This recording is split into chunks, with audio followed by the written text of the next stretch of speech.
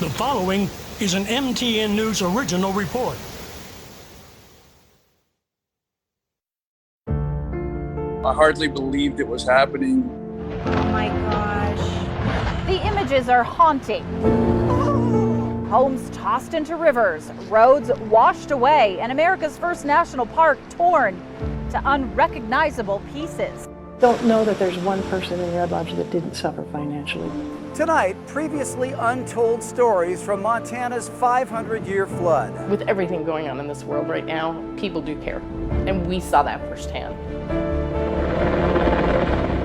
As we recognize the heroes who emerged from the hundreds of thousands of pounds of debris. It's the anxiety of not knowing exactly what's happening there, and the anxiety of not knowing when you can go back.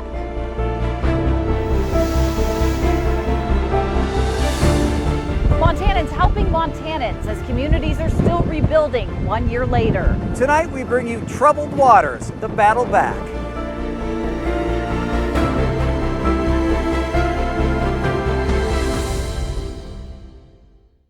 Good evening, everyone. Thanks for joining us tonight on this MTN Special Report. I'm Andrea Lutz. And I'm Russ Riesinger. We're coming to you from Red Lodge, where 1 year ago, some of the worst flooding Montana has ever seen began. Water spilled over the banks of Rock Creek, which is right here next to us. It spilled into this community first, and then several days after that, raging rivers caused catastrophic damage in many towns across the region. Well, heavy rain and melting snow led to these scenes that we'll never forget.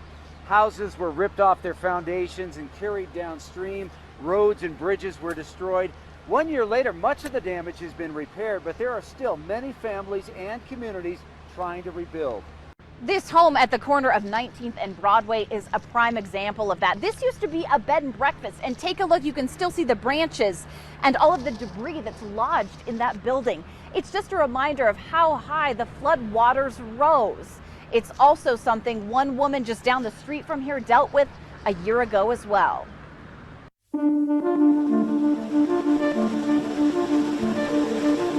Once raging, these waters eventually calmed, and a spirited Red Lodge chose to start again. You know, it's always going to be this time of year at the forefront of our mind. Oh, probably all the way up there. Heidi Hoffman's basement looks a whole lot different than it did back then. So where does that put us? Right? Yeah, I mean, it just puts you right there at that top. It went the whole way to the top.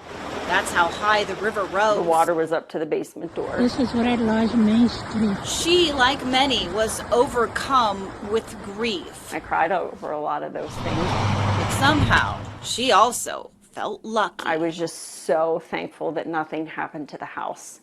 And that does change your perspective quickly. And of course, we saw others not so fortunate. It just was way too much for any house to handle.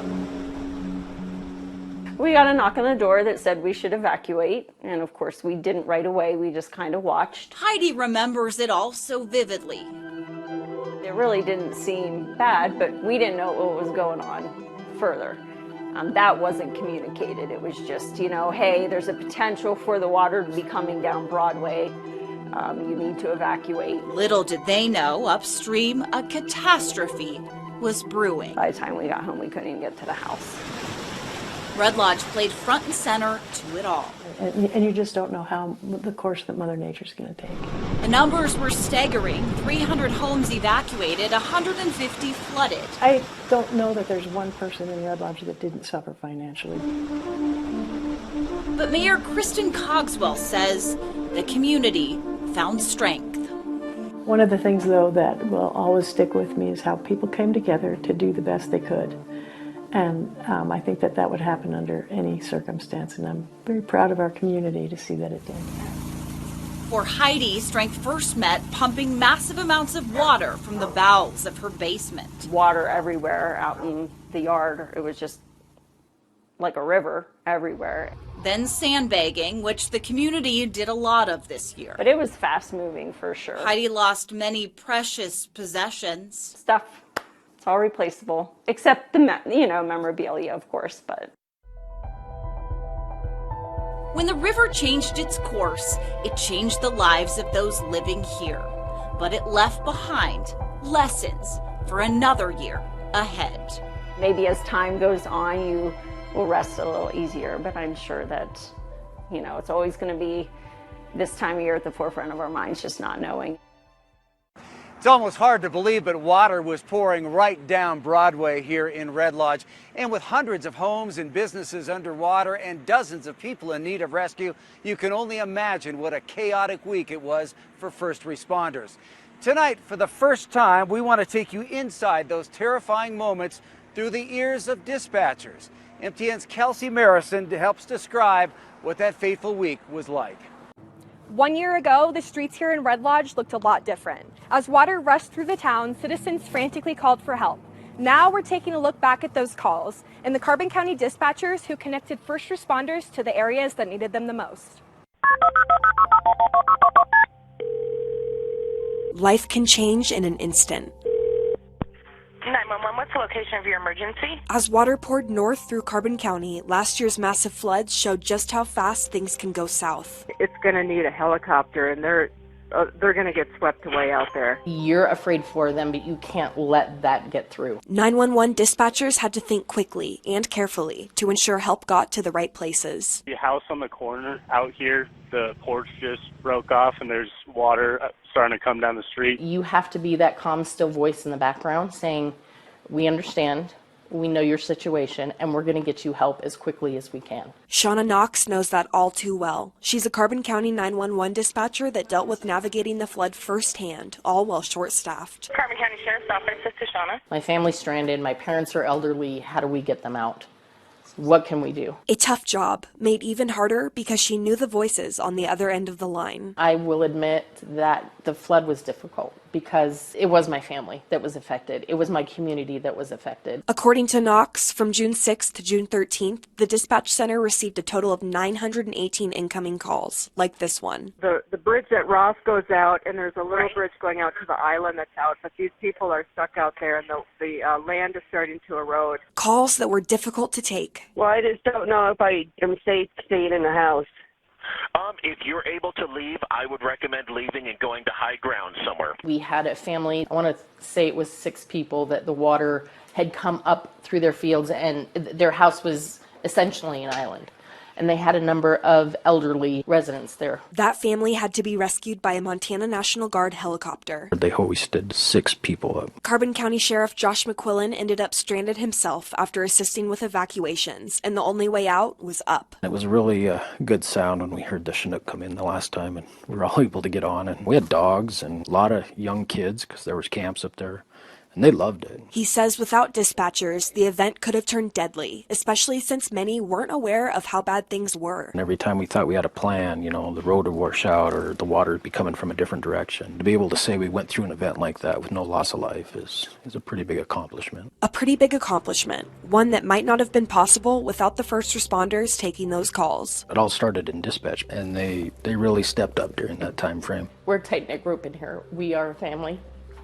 We bicker like a family. We tease each other. It still gets me choked up because with everything going on in this world right now, people do care. And we saw that firsthand. In Carbon County, Kelsey Marison, MTN News. Here in Red Lodge, crews are still working to strengthen the riverbank. They're doing so with this brand new retaining wall. They're hoping to prevent another similar tragedy. Most of the work is complete here, but that's not the case everywhere. Just a short distance away, there's a community that's been completely cut off from civilization. Well, the gravel road to East Rosebud Lake was completely destroyed. 1 year later, the cabins that line its shores are still inaccessible, unless you're up for a long and difficult hike. MTN's Casey Conlon laced up his hiking boots to hike back into that area and give us a first-hand look at the damage that remains. And Casey, as you found out, those homeowners in East Rosebud, they have seen it all during the last 12 months. Andrea, you touched on it right there. It's not that the cabins at East Rosebud suffered the most damage of anybody. I mean, certainly several did suffer flooding damage that will and have required cleanup. But it's the word inaccessible. Perhaps no other community other than the little one of Alpine next to the lake has been more inaccessible since the flooding happened. And those cabin owners you speak of haven't been able to go back in almost a year.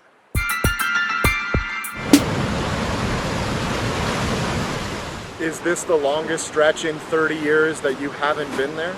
Yes. Yes. The public might refer to the cabins surrounding East Rosebud Lake as second homes, but they mean more to residents like Dale Hayes than anywhere else in the world. Some people have been coming here their entire lives. Their entire lives have revolved around coming to East Rosebud in the summer. Last June, that access was cut off, first from the inside. Hayes took this video aboard a National Guard Chinook helicopter that rescued those stranded at the lake after floodwaters overtook many sections of the lone road to Alpine. The cars left there were eventually airlifted out one by one, including Hayes' blue Subaru, which now sports a dynamite new bumper sticker. Hayes and many others hiked the 3 miles into Alpine last September when water levels had receded, but most haven't been back since.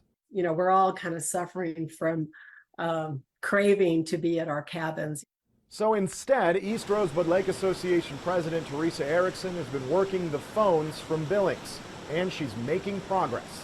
The thing I feel the most about this whole experience is just grateful. In a surprising twist, a handful of government organizations worked quickly to appropriate money to fixing the East Rosebud Road. Hayes, myself, and my dog walked in from where the road ends.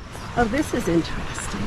There's no more pavement, instead a boulder field, but one that is getting smaller and smaller thanks to these large machines breaking up the big rocks, the start of a new path. After about a mile, our journey came to an abrupt halt at the rushing waters of East Rosebud Creek.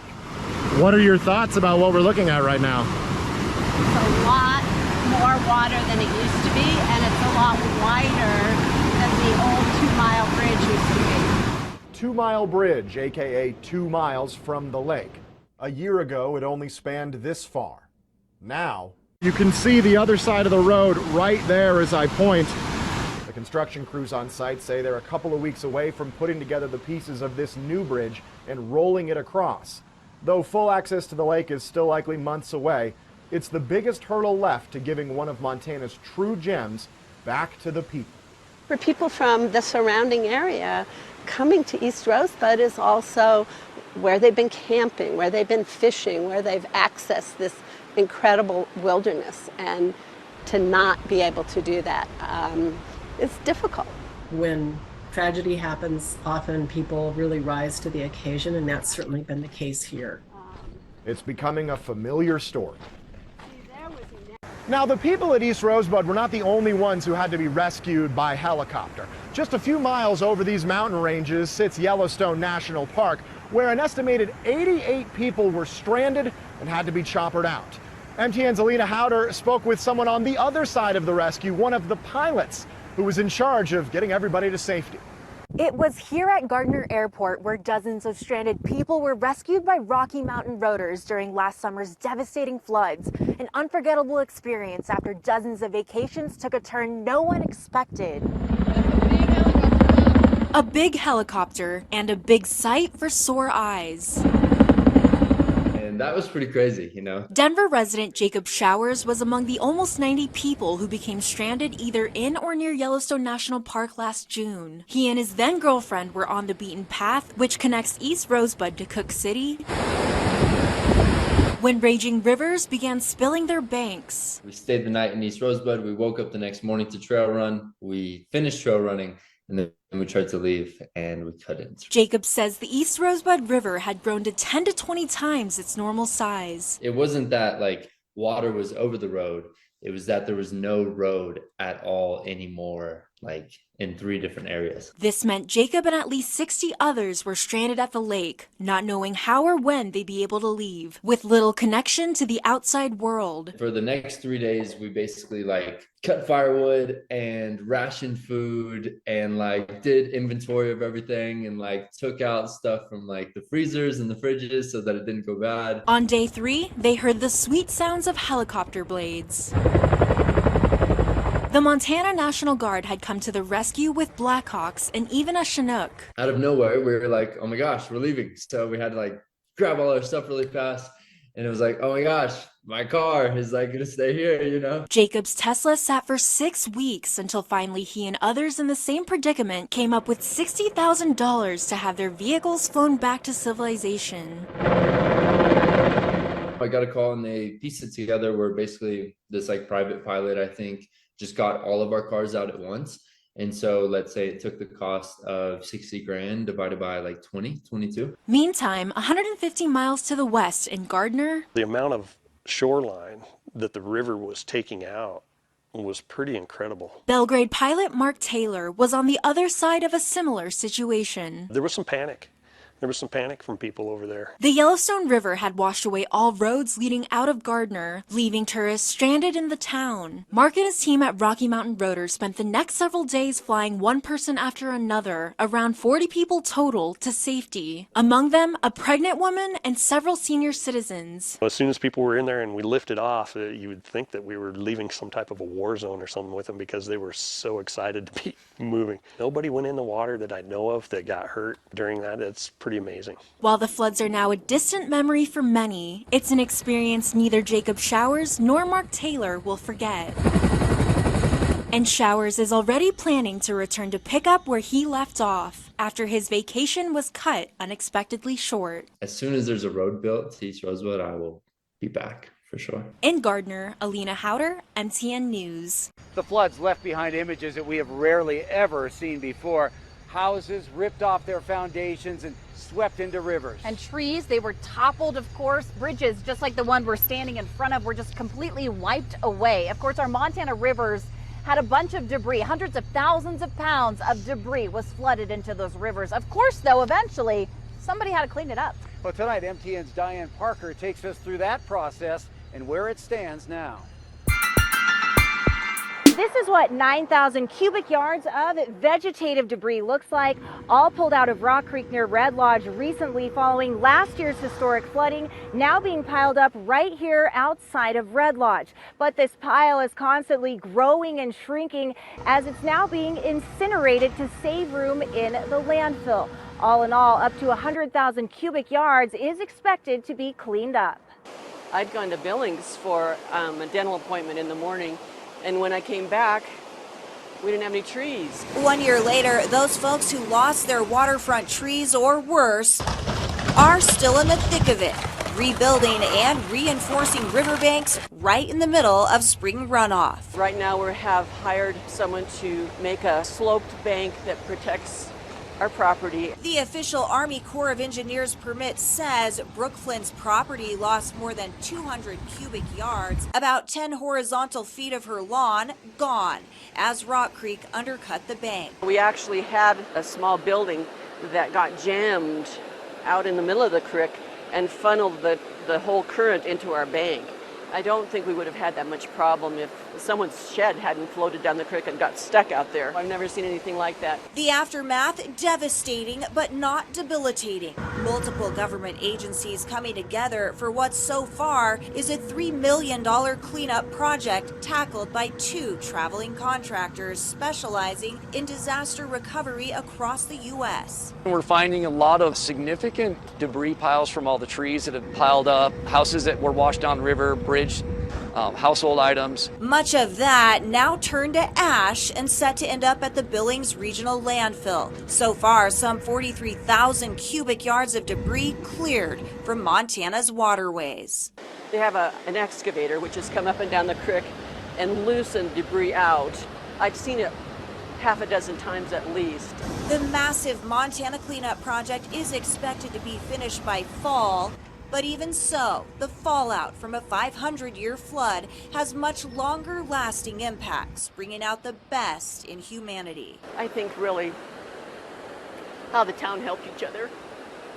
Let's do it. Churches and just volunteers and restaurants and people helping people. In Red Lodge, Diane Parker, MTN News. Stay with us. There's still much more to come on our special as we look back at this historic flood from last year. Next, we go a little farther north into Carbon County to take a closer look at the impacts this 500-year flood had on the region's agricultural operations. And we're going to talk about flood insurance, with that issue square on people's minds again as waters once again are running high.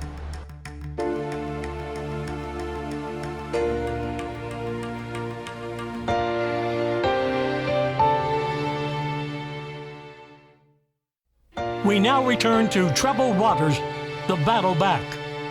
Rock Creek may have been the first flooded waterway here in Carbon County last June, but the Clarks Fork of the Yellowstone soon followed. It hit Fromberg the hardest. Nearly half of the homes there experienced some damage, and many of the people did not have flood insurance. And some of the farms and ranches outside of that community were very badly damaged. Well, they say that a year later, they have still not received the financial assistance that they were hoping for. Tonight, our Haley Monaco has more from those communities. Last June, this feedlot was literally underwater. The water was flowing higher than my head, and the catastrophic floodwaters turned the lives of many farmers and ranchers upside down, including Danny Dorval's.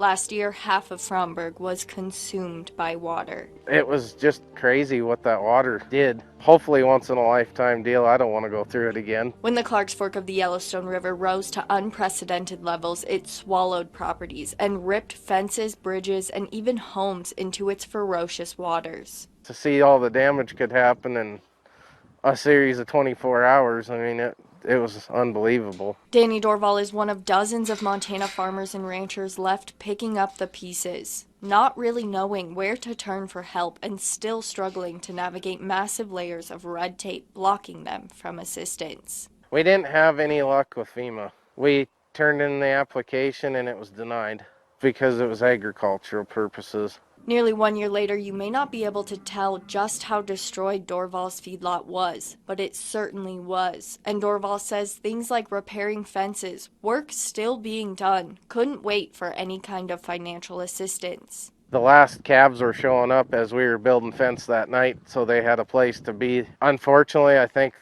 a lot of people are getting tired of waiting, so they're just going ahead and trying to do what they can do. And just down the road from Dorval's, it's a similar story. The Stetson Ranch is also still repairing all that was lost after the river wiped out their broodmare barn, fencing, and arena. This is where all the quails were out in here in the arena. Jay Stetson took a proactive approach, moving his barn to higher ground. Probably the wisest move is to move everything up here. But it was a move that cost more than $200,000, and it's money that will not be reimbursed. They wanted it replaced back where its original position was. Well, that's the most asinine thing I've ever heard. Adding insult to injury, the Stetsons applied for Farm Service Agency assistance last year and were just recently denied. When I went and talked to them 2 weeks ago, they told me now, because I moved locations, that we'll get no assistance. A frustration still felt by many 1 year later, farmers and ranchers left to pick up the pieces of devastation on their own. This whole valley is a small piece of the whole pie, but it's viable and it's an important piece. They have kind of a plan for fire, but there's nothing for flood. So when this happened, I think it kind of was a wake-up call to everyone.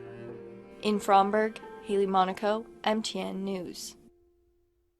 Flood insurance has become a hot topic over the past year as hundreds of flood victims try desperately to get back on their feet.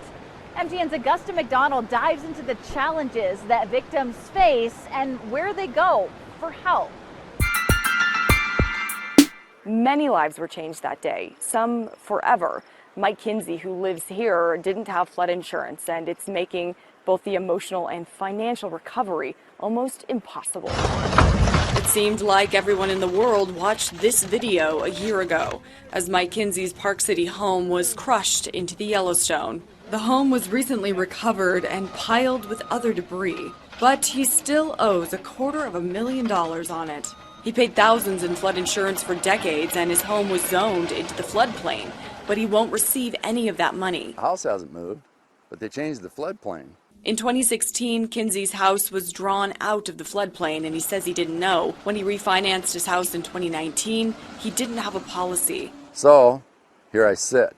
I still owe the mortgage company $280-some thousand for a piece of property, the house that's no longer here. And it all goes to show, without flood insurance, a safety net, rebuilding after this level of destruction is very, very difficult. So what does this mean for the average homeowner? Always starts with the FEMA flood map and their zones that they publish semi-annually. Riley Pariseau is an insurance agent with Stockman Insurance. He says you can go online anytime to see which zone you live in with several levels of risk to consider. If you're looking to get a mortgage to buy a new home or refinance your existing mortgage, flood insurance is typically required. Other factors include what your elevation of your property is located in. If it's in a lower plane, obviously you're more prone to having flood impacts. They also look at the total value of your property. But FEMA reports about 40% of NFIP claims come from outside of high-risk flood zones. So what does this mean? When it comes to low-risk areas, obviously no one thinks that they're ever going to be impacted by a flood, right? But it can happen just like last year. And one important factor of flood insurance that people don't always understand is it's a particular type of policy that requires a 30-day wait period. This means you can't get immediate protection as you watch the water rise near your home. Pariseau says interest in flood insurance comes with floods. I'm trying to figure out what in the world is going to happen to me here. Am I going to wind up homeless? I can't see how I can possibly pay $250,000 for this when I was with no house on it. It's absurd. In Park City, Augusta McDonald, MTN News. Well, last June's flooding washed away hundreds of roads, and many of them, like the one you see here behind me, have still yet to be repaired. Now, one of the largest businesses affected by all the flooding was the Stillwater-Siboney mine. The road into that mine was completely washed away, and it closed the mine down for a short time. But with a value of over $5 billion, the mine threw its significant resources behind a solution, carving a temporary road through private land to resume business. The actual road to the mine and nearby Woodbine campground is still closed to the public.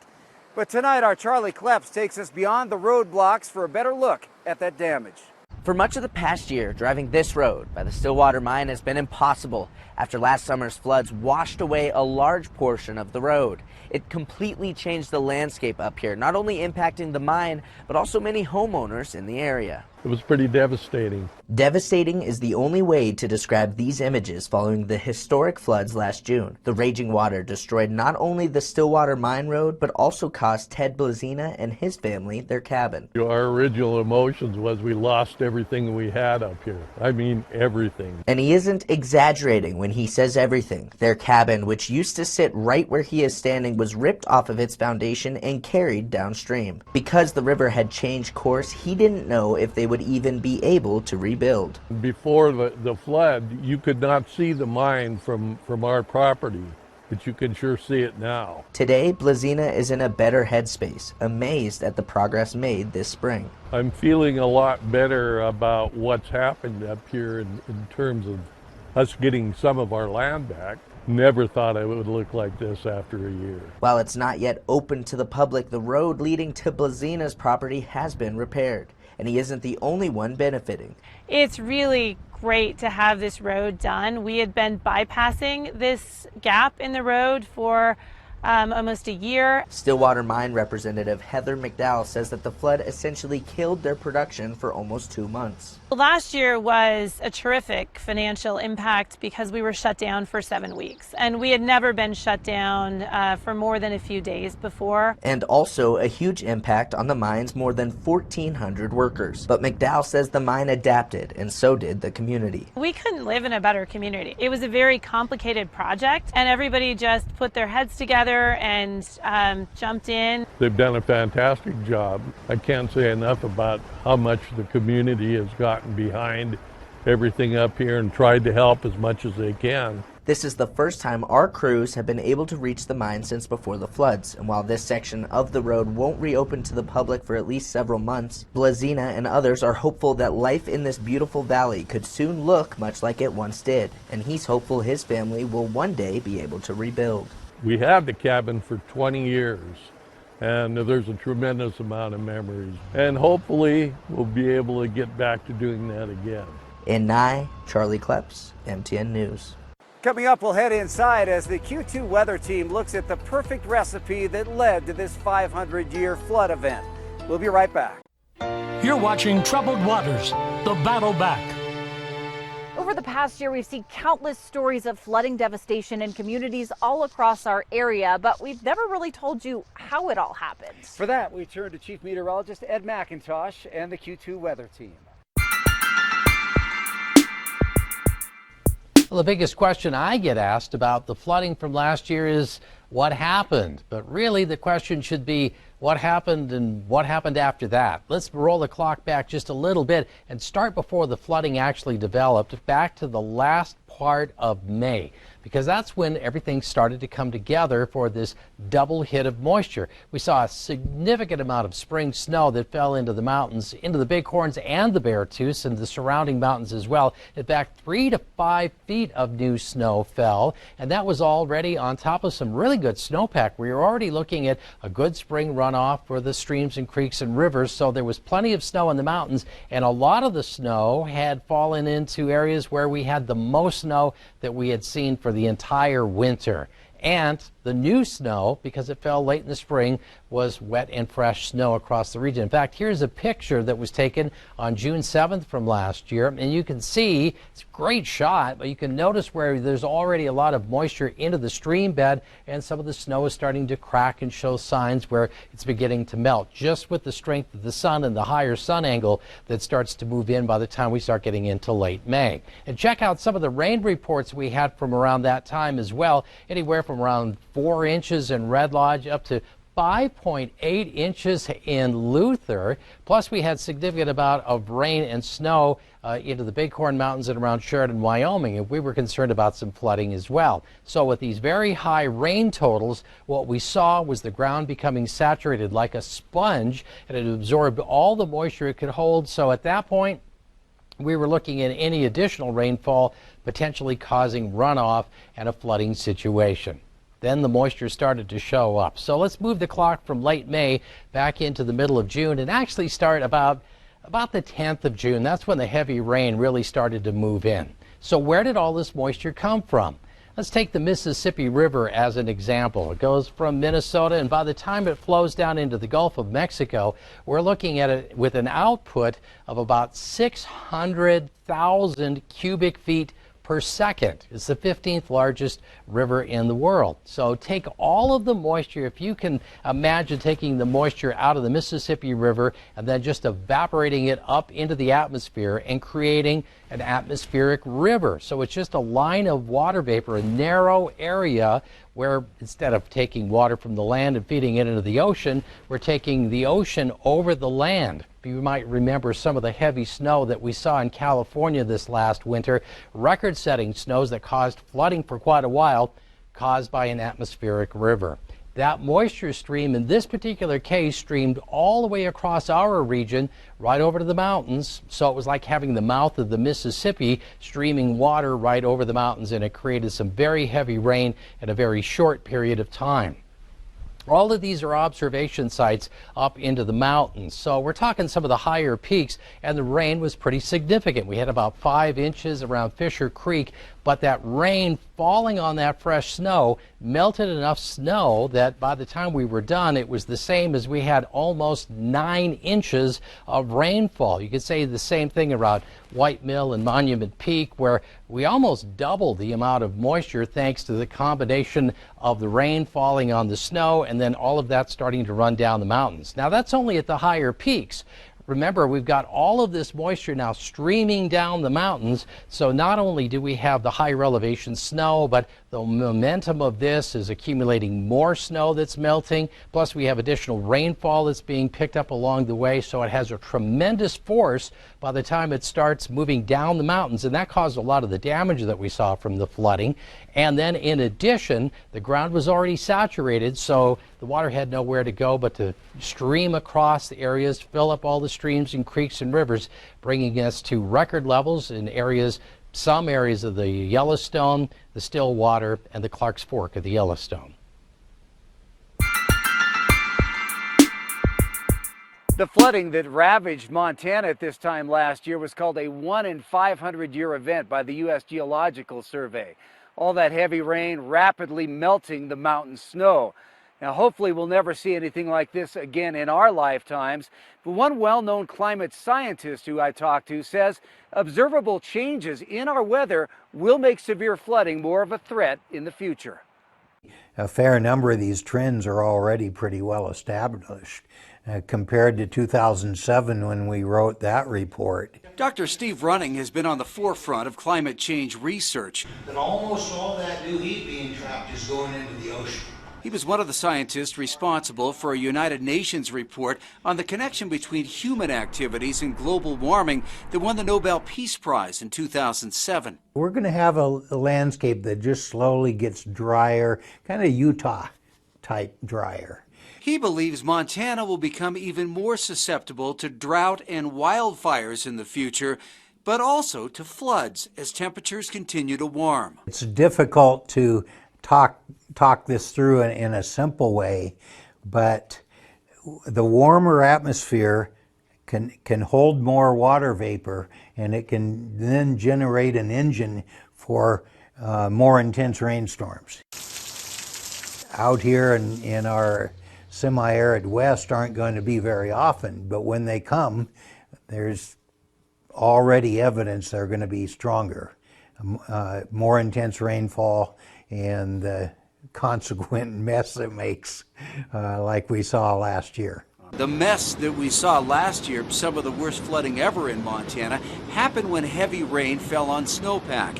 And that's something Running believes could become more of a problem as rain falls at times that used to just bring snow. Oh, that's a real important point for us here in Montana. Is the worst situation, as we know, is rain on snow. And that causes the worst flooding of all. And as these temperatures are warming up, we're having thaws in the middle of the winter, and thaws and rain on a snowpack is going to happen more often. A risk we could see more of with a changing climate. We have much more to come after the break with our flood special. As tourist season begins to ramp up again, we'll head to Yellowstone National Park and the surrounding communities that are in dire need of a bounty. The MTN Original Report, Troubled Waters. The battle back continues. We remember what Cook City and Silvergate looked like last year as the Soda Butte Creek spilled over its banks, tearing through town, destroying bridges and isolating residents. But today, as MTN's Jackie Coffin tells us, there's a sigh of relief now in those communities, once haunted by waters. 1 year ago, this was as close as you could get to the northeast entrance of Yellowstone National Park after it had closed due to historic flooding. What was really unknown at that time, if and when the park would reopen, and what would happen to the gateway communities of Cook City and Silvergate, themselves badly affected by the flooding, but also very dependent on the park for tourism. When it started to rain in the second week of June, no one in Cook City or Silvergate could have predicted what came next. Nothing to prevent it, nothing to plan for it. 3 days of rain and melting snow pushed Soda Butte Creek, which lines both the towns, past capacity and to the point of utter destruction. Getting roughly 60 people evacuated from homes as bridges were going out. It was a pretty epic day to and not know what is next. That hillside below there was a road. 2 days after the 2022 flood, Troy Wilson, chief of Cook City Fire and Emergency Rescue and owner of the Cook City General Store, took me out to see the damage. This was raging. And nearly a year later, Wilson showed me the same spots, many of which have been repaired. We were here a year ago, and most of the devastation we could see was this hillside being washed out over here. The ballpark here was 80% of the fencing was either hanging in the river or all laid out flat with debris in it. Back this way was all water that had come through here, hence all the new rock and the piles of debris. And others, like the beloved community softball field, which have not. Just wiped out the whole outfield part of the fence. But the toughest loss for the gateway towns was economic. We were down between 70 and 75% down. Dollar-wise, we were about $150,000 off of sales. It definitely was a a heartbreaker as far as business goes. We like to say June 13th is when the world stops spinning.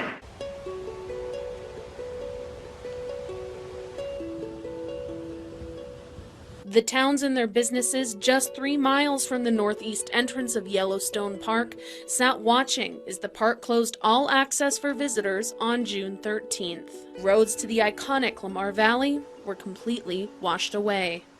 The northeast entrance finally reopened in mid-October, but the damage was done. It takes an event like that to realize that when you're a gateway community and the gate is closed, you're done. Already, summer tourism shows signs of being back, and these businesses are optimistic. We're surviving all right, and Cook City is a great place. In Cook City, Jackie Coffin, MTN News. Well, the Beartooth Highway was one of many roads leading into Yellowstone National Park that were damaged by the floods. It was closed for about a month, but inside the park, it was an absolute mess. That flooding causing severe damage to roads, power systems, and other critical park infrastructure. In fact, construction is underway right now on a whole new road there. Tonight, MTN's John Shear takes a look at this massive undertaking as Yellowstone looks to rebound. This video, shot by a park ranger last June, shows the immense power of the floodwaters. You can see a demonstration of that destruction just a short walk off the north entrance road. The pavement drops away, eroded by the force of the water. A new road on a different route now takes its place. We made the best out of one of the worst possible situations. Park Superintendent Cam Shawley ticks off the recovery efforts in just the past year.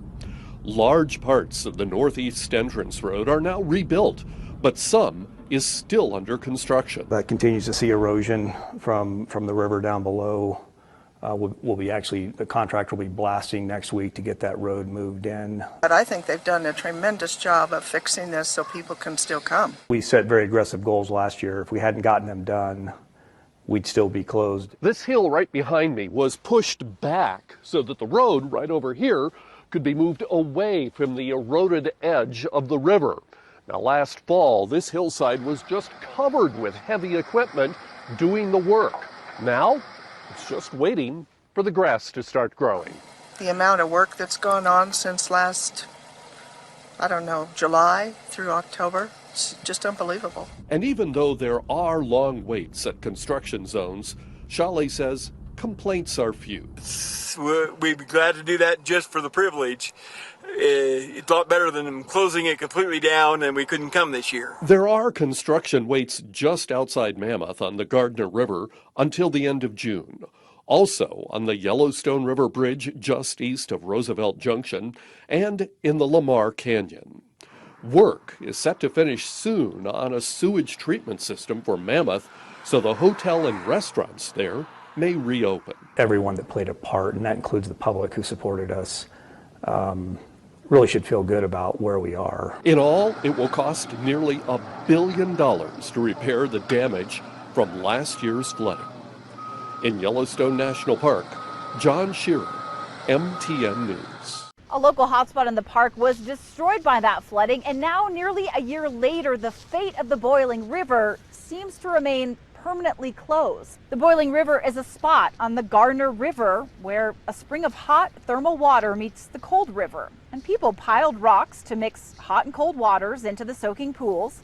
A longtime local favorite, the Boiling River was already closed due to COVID-19 when flood waters hit the Gardner Canyon. Well, the flood rechanneled the river and destroyed the soaking area. The Park Service says it's unknown if or when the hot spring could be reconstructed, and that swimming is not allowed or even possible in the area. But hot springs lovers remain hopeful the Boiling River could return. Possibly it's not the same, but it doesn't mean that it's gone. Know that we're not trying to be the fun police. If there's a closed area, it's for a reason. Another issue with accessing the Boiling River, the highway in the Gardner Canyon was destroyed. To open Yellowstone back to visitors, the Park Service revamped the old Mammoth Highway, but that sits high above access to the Gardner River. The water didn't stop at the park boundaries. Coming up, we head to Livingston to see how the seat of Park County is still picking up the pieces a year later.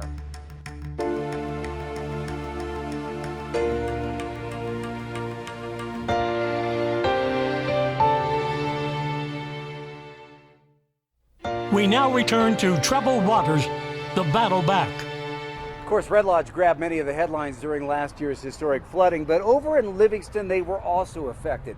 Many businesses were damaged and many residents forced to evacuate. Tonight, MTN's Jane McDonald revisits those communities to see how they're recovering. You know, this is obviously our road now, but about this time last year, this was the escape route on the jet boat. Imagine, you know, water rushing across this, you know, waist high or so as it's coming downstream and flowing past the neighbor's house, and it just keeps rising. After getting his kids on the raft and to safety, it was Jason's turn, and that's when he took this video. Yeah, it's hard to believe that those guys were having a hard time even getting their jet boat down here. The water was moving so fast downstream. And that's where we first met the Mascaris, out on Highway 89, moments after their family and 2 dogs were rafted out of their home. And today we retraced the steps leading up to that evacuation.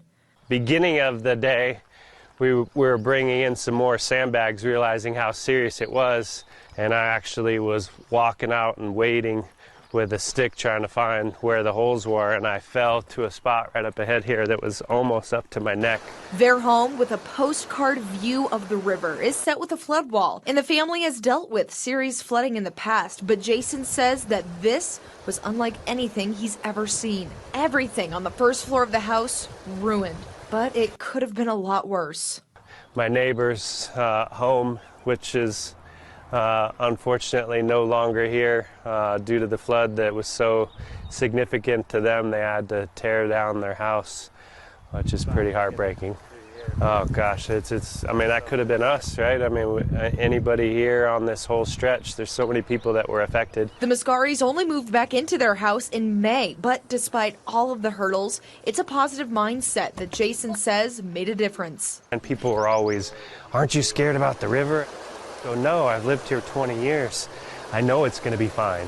You know, to have that positive mindset really kind of helped my whole family get through it too. You know, the river's rising, but we're going to be okay. In Livingston, Jane McDonald, MTN News. Stay tuned, we're back one more time to meet some of the heroes this devastating flooding brought to life. You're watching Troubled Waters, the battle back. I do want to thank you for watching our MTN special tonight, Troubled Waters, the battle back, as we revisit these communities devastated by floodwaters. But before we leave you tonight, we asked our viewers to nominate heroes who came out of the darkest times of those floods. And tonight we're honoring some of those heroes. Thanks for watching. Have a great night.